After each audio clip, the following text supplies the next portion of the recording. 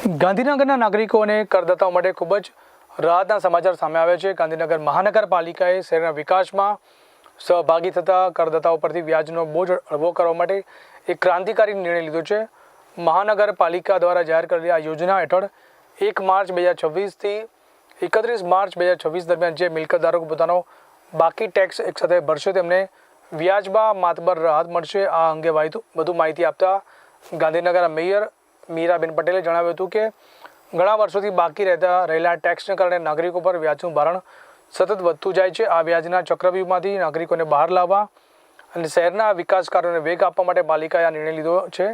મેયરે વધુમાં ઉમેર્યું કે હું તમામ ગાંધીનગર વાસીઓને અપીલ કરું છું કે 1 થી 31 માર્ચ સુધીમાં પોતાનો જૂનો બાકી વેરો ભરી દે અને આ સુવર્ણ તકનો લાભ ઉઠાવે। તો જો તમે પણ ગાંધીનગરના રહેવાસી છો અને તમારો પ્રોપર્ટી ટેક્સ બાકી છે તો આ માર્ચ મહિનો તમારા માટે બચતનો મહિનો સાબિત થઈ શકે છે। વહેલી તકે ટેક્સ ભરો અને વ્યાજ માફીનો લાભ મેળવો। ગાંધીનગર મહાનગરપાલિકા દ્વારા શહેરના કરદાતાઓની મોટી રાહત આપવાના ઉદ્દેશ સાથે એક મહત્વપૂર્ણ નિર્ણય લેવામાં આવ્યો છે। તારીખ 1 માર્ચ 2026થી 31 માર્ચ 2026 દરમિયાન જે મિલકત ધારકોએ પોતાના બાકી ટેક્સ એકસાથે ભરશે તેમને રહેણાંક મિલકત માટે 100% વ્યાજ માફી અને બિન રહેણાંક મિલકત માટે 50% વ્યાજ માફીનો લાભ આપવામાં આવશે।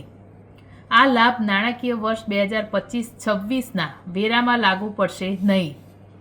ગાંધીનગર શહેરના તમામ કરદાતાઓને હું અપીલ કરું છું કે મહાનગરપાલિકા દ્વારા આપવામાં આવેલો આ વિશેષ તકનો લાભ જરૂર લો। ઘણા વર્ષોથી બાકી રહેલા મિલકતકારને કારણે નાગરિકો પર વ્યાજનો બોજ વધતો જાય છે। આ યોજનાના માધ્યમથી નાગરિકોને મોટી રાહત મળશે।